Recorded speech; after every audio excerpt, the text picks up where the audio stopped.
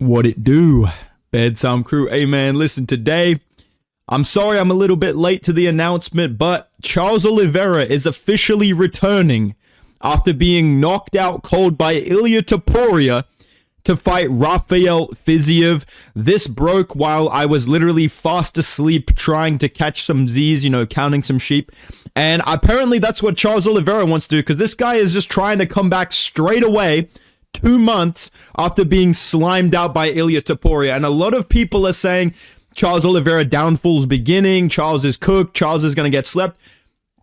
I actually disagree. I know that it's, at first it looks bad, like it's bad, but it's not bad. You know what I'm saying? Like, it is bad to be coming back so quickly from a knockout, but at the same time, when I really think about this matchup, because when I thought about this, I was at work when this got announced. I woke up and I had to go to work, and I'm there, I'm pretending to work, right? And I'm thinking, hold on a second. Who has Rafael Fiziev actually slept out cold? When I look at this matchup, and I think about the fact that it's 5 rounds, I think about the fact that it's in Brazil, I think about the fact that Rafael Fiziev's last win is Ignacio Hernandez by 29-28 decision, and before that he lost to Big Rufus Justin Gaethje. Got hit with the exact same sequences that lost him the first fight like 3 years ago. Outside of that, this guy's best win is RDA in the Apex by round 5 early stoppage TKO. And Renato Moicano, another early stoppage TKO. When I think about this matchup, I'm actually picking Charles Oliveira. I know that, listen, the only thing I'm worried about is the fact that this is the Brazilian man main event curse.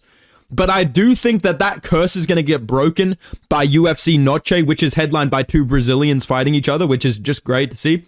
Shout out to Mexico. What's the question? Yeah, we love Mexico. We're going to send all the Brazilians there. So when I think about all of these factors, and the fact that Rafael Fiziev, in my opinion, yes, he is dangerous. He's kind of like a lightweight Piotr Jan.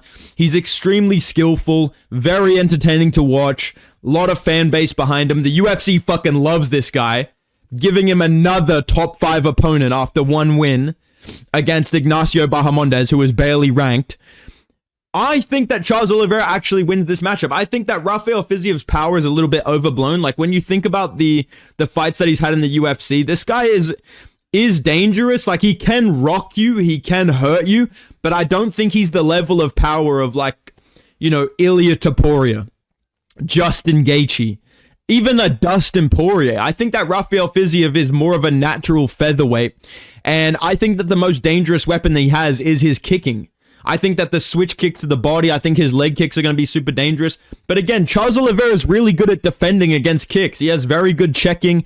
He uses the check to kind of tie you up and land uppercuts in the clinch, which we've seen really, really affect Rafael Fiziev. Is if someone can get a hold of him and clinch him, they can land damaging uppercuts against him. They can land big shots to the body against him with knees and elbows. We saw Justin Gaethje do that so well. And I think Charles Oliveira, being longer, lankier, bigger, more physical, I think he's going to be able to tie Rafael Fiziev up in the clinch. I think he's going to be able to land good uppercuts in close, knees to the body. And I do think Charles Oliveira has better cardio than Rafael Fiziev. Rafael Fiziev, in every 3-round fight, he does slow down as he gets to round 3.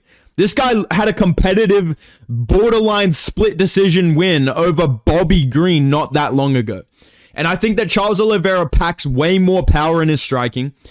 He has good, solid, teeps, front kicks. I think those will work well against a shorter guy that's trying to blitz in. I think early on it's going to be scary. Like, if you're if you're fucking MMA Che, that first round, you're going to be shitting bricks, dude. You're going to be fucking, sweating bullets. Right? And I do think at some point, Rafael Fiziev is going to land a big, gnarly combo, like a big, like a couple of shots to the body, big hook up top, maybe rock Charles Oliveira. But I actually don't think Rafael Fiziev has the type of power. Even if Charles is somehow more chinny now, even though he has actually had a lot of fights where he hasn't been rocked or chinned, he just got in there against Ilia Topuria.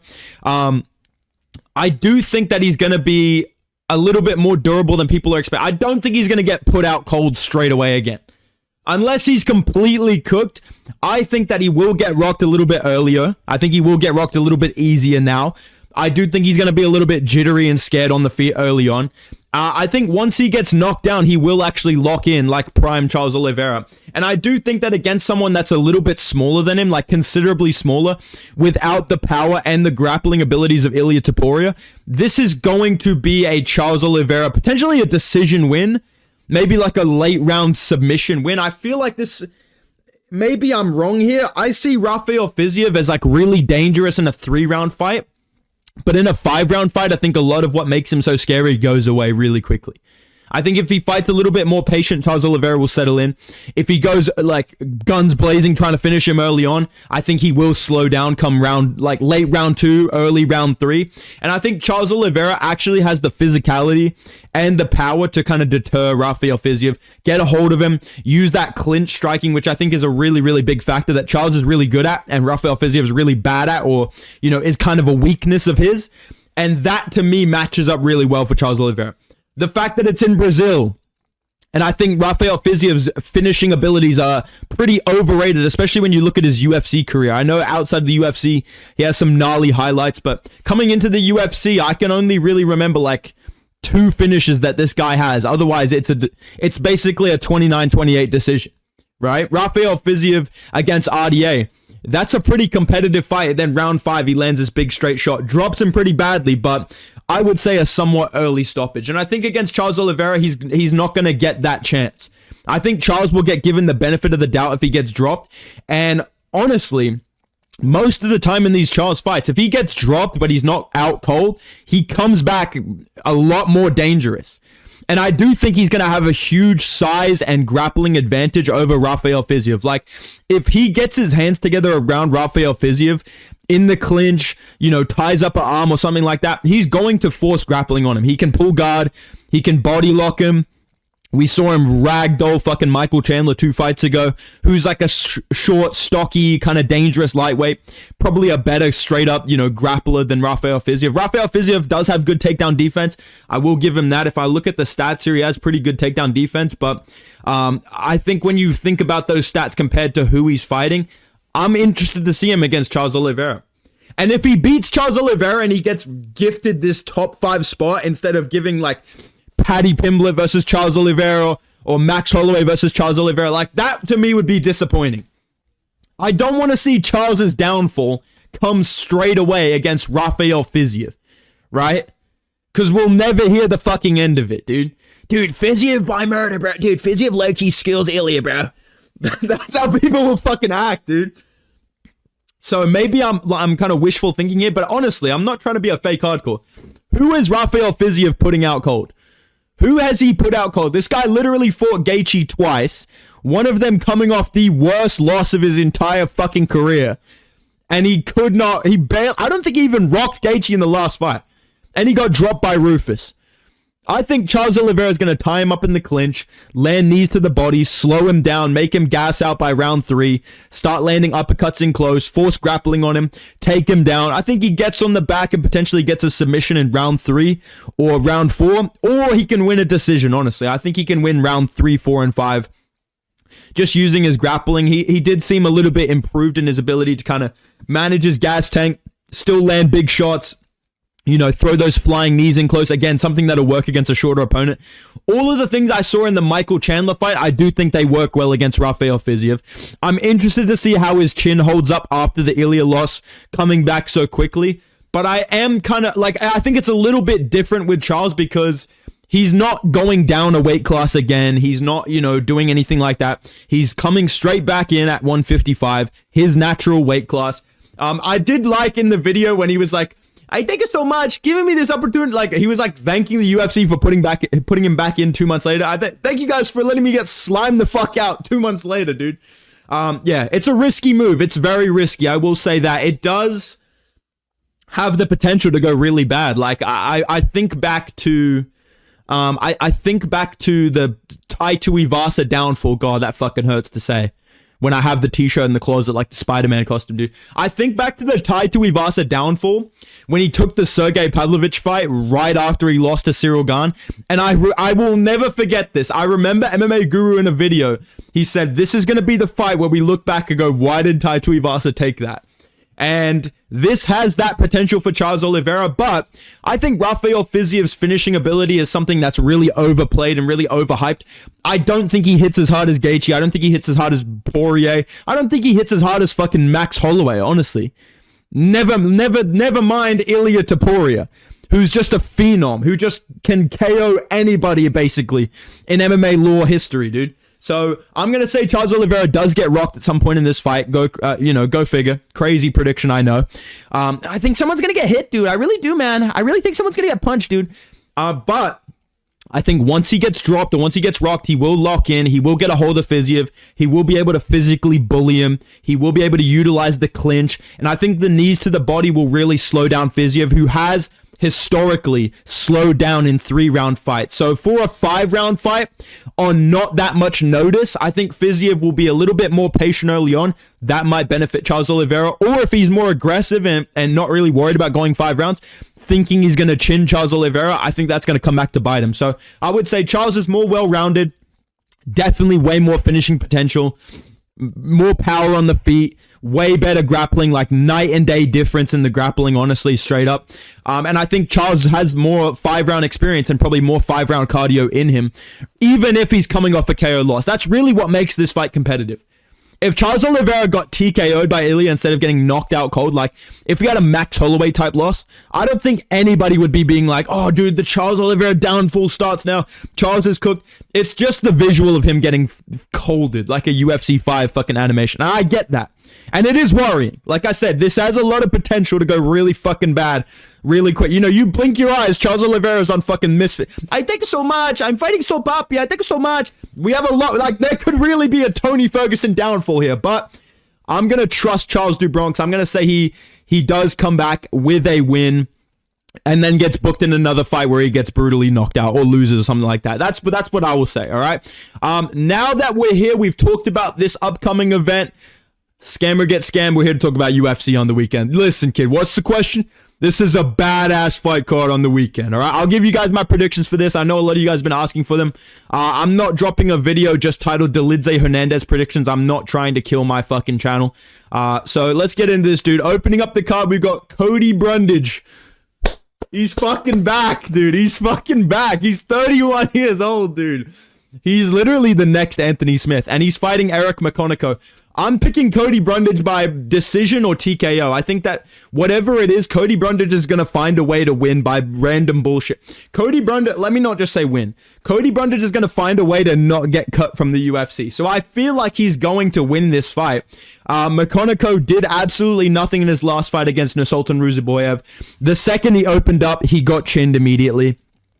And I don't rate McConaughey that highly. I feel like this is a guy that kind of got brought in on short notice. He's getting brought in on short notice again against Cody Brundage. And you can say what you want about Brundage, but he will beat random jobbers in the UFC. And I think that him going to light heavyweight, this confirms the Anthony Smith title run is starting. I'm picking Cody Brundage by KO or decision. I think that he's going to win this fight clean. And then he's going to go in there against some absolute marauder next and win by DQ or something like that and continue the storyline. I'm picking Cody Brundage to win this fight, all right? Next fight of the night, we got Gabriela Fernandez versus Julia Stoliarenko. I'm picking Fernandez by decision. Julia Stoliarenko, she's round 1 armbar or bust, basically. That's the only way she's winning this fight is by fluke submission. 11-9 record, like straight up, dude. What the fuck are we doing? I'm picking Gabriela Fernandez, and I'm sure people are going to call me a fucking casual when Stoliarenko somehow flukes a win. Next fight of the night, we got Uros Medic. I fucking love Uros Medic, dude. This guy was my guy back when he was that fucking lightweight, dude. This guy was my guy. I thought this guy was next up. We all have those guys that we thought was next up in the division. This was my guy at lightweight. He's taking on Gilbert Urbina. I'm picking Uros Medic by TKO. I think Uros Medic is one of the most dangerous welterweights when it comes to fighting someone that's like chinny, kind of on the same level, little bit lower level than him. Urbina's obviously coming off, you know, the Ultimate Fighter, so that's kind of a red flag when I think about these fights. Most of the time, if they're coming off tough and they didn't win and they got signed anyways, it's kind of to like build other people up. That's just what it seems to be most of the time. Right, you're getting these guys that can go on like decent win streaks, outside of the UFC. They come into the UFC, they win one, then they lose one, then they win one, then they lose one. I think Uros Medic is a lot more dangerous in this fight to get a finish. Urbina's coming off a TKO loss to Charles Radke as well. Got knocked out pretty bad in that fight. He has taken a little bit of time to recover, but I think that Uros Medic is just, he's really good at knocking people out. Like, he's got a 100% finish rate, I'm pretty sure. And the only weakness that Medic really has is his grappling. He will get out grappled by big, strong, solid grapplers. Maybe that's a path to victory for Urbina here, but I feel like in a 3-round fight with 15 minutes, and Urbina's not this dangerous like submission artist, I'm going to say Medic gets a TKO victory in this fight. Probably like round 2. I'm going to say round 1, maybe he gets taken down a little bit, moves around at range, maybe hurts him at the end of the first round. And then I'm going to say in the second round, he kind of gets Urbina back towards the fence and kind of finishes him there with maybe an uppercut or like a check hook on the break of something, drops him bad, gets the finish. Uros Medic is fucking nasty, dude. I think he's going to win that fight by TKO. All right, next up, love to see this dude.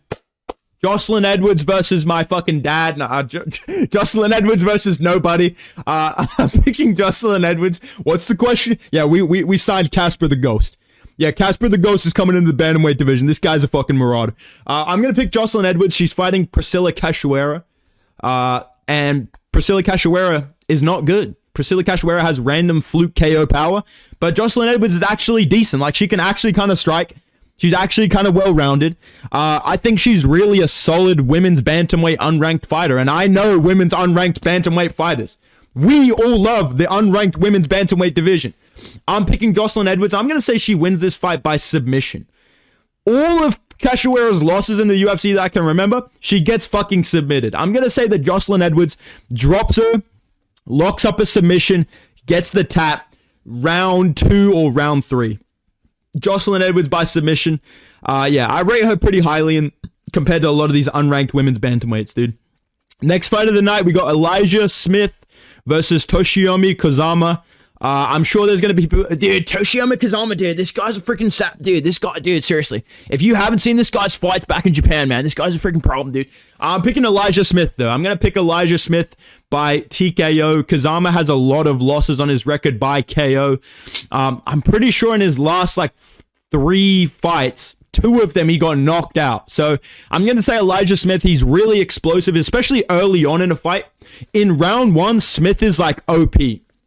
He does kind of slow down. He does kind of step off the gas a little bit. He is a little bit prone to being out grappled and kind of walk down. We've seen him fight Aaron Toe. His last fight against Morales, he had a couple of scary moments with, submission attempts from Morales, and he kind of slowed down a little bit, but he managed to get a second win and kind of out scramble him and win that fight in a really scrappy decision. I think against Kozama, he's going to be so dangerous early on, and he's going to be able to hurt him. And I don't think Kozama is the level of fighters that I just named. I think that Elijah Smith is going to get a TKO win in this fight, probably in the first round. Even if he doesn't, I trust him to win this fight by decision. I think he has that, young prospect plot armor, and Kazama's a little bit chinny, and he's a little bit undersized at bantamweight as well. So I'm going to say Elijah Smith wins this fight either by KO in the first round, or I'm going to just say decision. Main event of the prelims, we've got Julius Walker versus Rafael Sukeria. I am picking Julius Walker by KO. This guy was pretty fucking good against Alonzo Manafield. It was kind of like a Kimbo Slice Dada 5000 type matchup. Very entertaining. It was kind of like a Street Beefs main event. But Julius Walker is big. He is powerful. He is kind of explosive. His cardio is not that good, but I'm assuming he's worked on it a lot from his short notice debut in the UFC against a ranked opponent. And I think this is the type of matchup the UFC gives you, hey bro, you did really good against a ranked opponent. Here's a layup KO win. Because Sukeria in the UFC has just been knocked out. I'm pretty sure this guy's just been brought in to get chinned by random light heavyweights. So I'm going to say Julius Walker KOs this guy inside 2 rounds. Up against the fence, just beats him up and gets the finish. Julius Walker by KO. For the prelims, I got Walker, I got Smith, I got Edwards, I got Medic, I got Hernandez, and I got Cody the GOAT Brundage. I'm very confident in Cody Brundage, dude. All right. First fight of the main card, we got Eric Anders versus CLD. I'm picking Christian Leroy Duncan to win this fight by TKO. Eric Anders, he is kind of he's not good, but he is, bro. Like, he's not ranked material, but he's beating people that aren't ranked material. But I think CLD is actually like a decent prospect at middleweight. Like, his losses are to like RoboCop, you know, and I'm pretty sure he lost to someone else like decent in the UFC. Not a bad loss. Maybe Kopylov, I think it was. But CLD is pretty well rounded. Like, he's actually improving. I think that he's a little bit of a decision machine because he's British. But he does have big power on the feet. He can back you up against the fence and land really nasty like elbows and knees. And I think that Hernandez, he is a good grappler. I could see him like randomly taking down CLD and just smudging him. But I think Hernandez is a little bit slow and trudgy on the feet. He's a little bit chinny. I think he's pretty injury prone as well. I think CLD is going to be too dangerous on the feet early on, and it's going to be hard for Hernandez to get going with the grappling. I'm going to say CLD wins by like round 3 TKO. I'm going to say round 3 or round 2 TKO. Just, you know, Hernandez tries to grapple, but it's just not able to do enough with it. You know, CLD is landing nasty elbows in close, and Hernandez is bleeding and stuff like that. And then I think CLD just starts to melt him and just takes over with the cardio in round 3. CLD, I'm going to pick him by TKO, all right? Next fight of the night, we got Gene Matsumoto versus Miles John. I'm picking Gene Matsumoto. Miles Johns, he is kind of dangerous. He does have good power, but John Matsumoto, he looked really good against Rob Font, and I do rate that performance. Like, Rob Font is fucking crafty. He is a crafty veteran of the game. There's no other way to say it. He does have decent pop. He has great boxing, good, solid defensive grappling, good, solid offensive grappling. And for Gene Matsumoto to go with a split decision against him and take him down and kind of control him pretty easily early on in that fight and have good moments scrapping on the feet with him, I think he's going to be able to really, like, overwhelm Miles Johns with the speed and the physicality. And I think that they're going to scramble a lot more. And I think Miles Johns is going to slow down pretty dramatically as the fight goes on. I'm going to see Jane Matsumoto wins by... I could see like a late round submission. I could see like a round 3 submission, or I could see a decision win, but I'm going to pick Gene Matsumoto to win this fight. I think he's going to have a cardio advantage. I think he's going to make some solid improvements, even from his last fight, because the thing with these young fighters is, with us young fighters, all of us that are young, you know, prospects, they make such big improvements in small amounts of time, right? Miles Johns, he's been in the UFC for a while. He does hit hard, but he doesn't have any of these big name wins. He doesn't have any of these big name performances. He is just kind of an apex warrior, dude. Like, he just sleeps randoms in the apex. But I think Gene Matsumoto actually has talent, potential, hype, you know, skills. I think Gene Matsumoto is a different level in terms of the prospects that Miles Johns has maybe beaten in the past. And I think Matsumoto is going to have a big grappling advantage. I think that he's going to avoid a lot of danger on the feet from being tested by Rob Font. I think that's going to help him a little bit. And I definitely think he's going to have a cardio advantage in this fight. So I'm going to say Gene Matsumoto wins this by either round 3 submission or by unanimous decision. Next fight of the night, we got Andre Fili versus C-Rod. This is the fucking tough one, dude, because C-Rod only loses to old, random, like, old heads, dude. C-Rod, if he was fighting fucking Peyton Talbot, I'd be like, you know what, dude? C-Rod wins this, bro. But when he fights Julian Erosa, this guy gets fucking smoked. When this guy fights Melquizael Costa, he loses. Am I really about to pick Andre Fili to beat you, dog? What is this guy doing? No, I'm not. I can't, bro. I can see Andre Fili winning, but I'm going to say C-Rod actually locks in and wins this fight simply because of 2 reasons. Number one, Andre Fili is 35 now. Andre Fili is no longer like the young guy kind of, oh, dude, he's going to get ranked one day. He's going to lock in one day. I think he's past that point, dude. I think Andre Fili is approaching like Cub Swanson status, where it's like not even Cub Swanson status. He was never that good as Cub Swanson, but what I mean is like, nah, you know, he's on some Darren Elkins shit. That's really what Andre Fili is. Andre Fili is like the Darren Elkins of this division at this point, where it's like, if you're dog shit and you're on a win streak, you're losing to this guy in the apex. If you're good, you will beat him. And I think Christian Rodriguez, despite the problems that he's had in the past, despite the weight misses and the potential that he's shown, I just think he is good enough to beat Andre Fili. I think it's going to be by decision. I think it's going to be a close fight. I think C-Rod doesn't really have that much like finishing abilities. He's really good at like just winning a unanimous decision against you, just taking you down, winning close moments. making his opponent kind of mad that he's won a decision. Like the way he fights is kind of rage baity. Like he does kind of lose and then lock in, and it is always close. And Andre Fili's dangerous in the striking, but I think in the grappling we've seen that he's just not. That is a weakness for him. Like his grappling is a weakness in the UFC. I'm gonna say Christian Rodriguez gets pieced up on the feet, gets big takedowns against Andre Fili, gets control of his back, doesn't really do a lot of damage, but he gets a lot of control time, maybe a submission attempt or two. I'm going to say C-Rod wins this fight by decision, okay?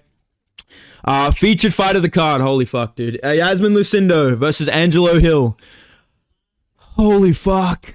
I'm going to pick Lucindo by decision. I think it's going to be... Oh my god, but she looked so shit her last fight. Fuck you. Who gives a fuck?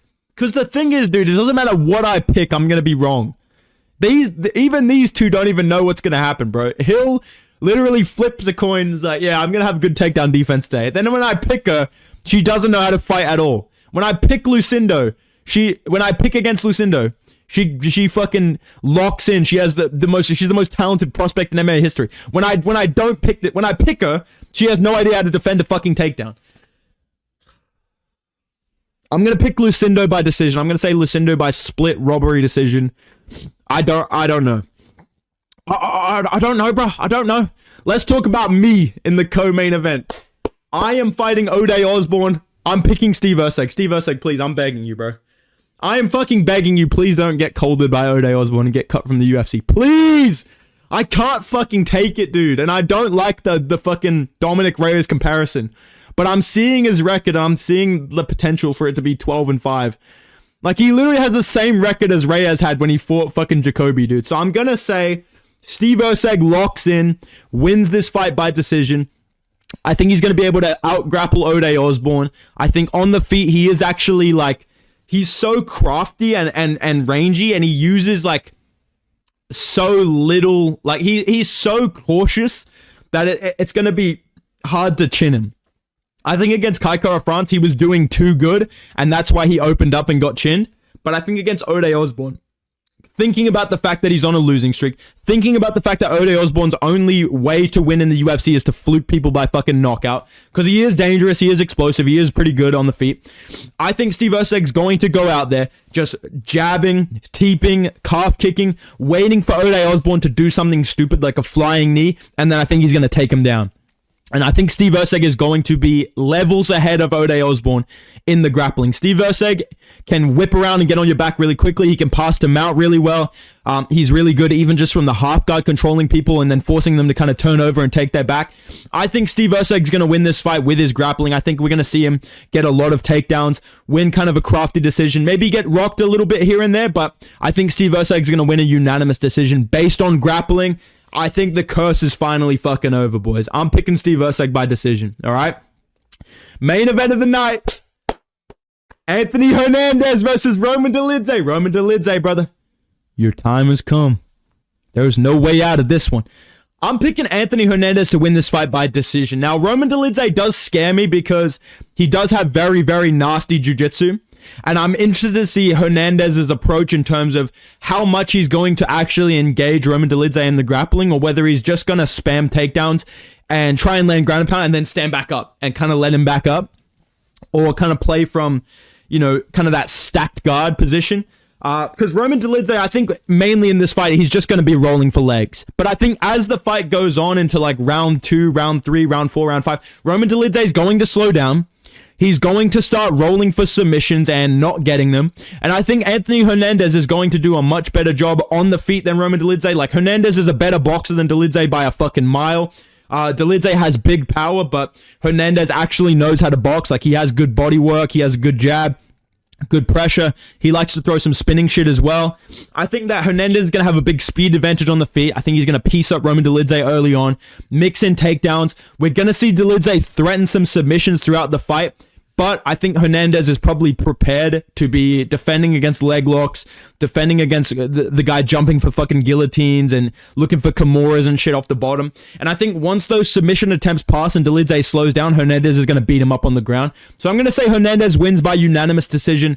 probably 48-47, potentially a 49-46 scorecard. I think round 5, he's going to start really pouring it on and really damaging Roman Dolidze, landing big elbows. We're going to see Dolidze kind of swelling up a little bit. But yeah, Fluffy Hernandez is one of the best fucking contenders in this division. I still rate him so high. I know I took him out of my banner for Rainier Derrida.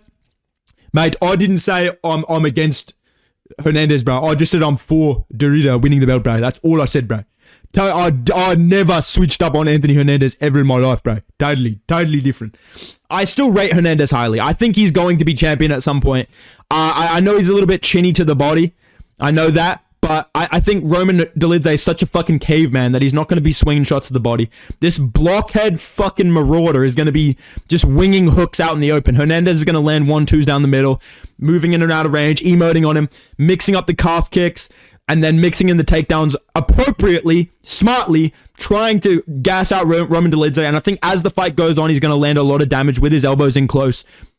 Defend some submission attempts, start beating him up on the ground. I think he's going to win by decision. But those are my picks for the fight this weekend and for the Charles Oliveira, Rafael Fiziev matchup. I am excited for this. I'm looking forward to it. I hope we get a good fight card underneath it.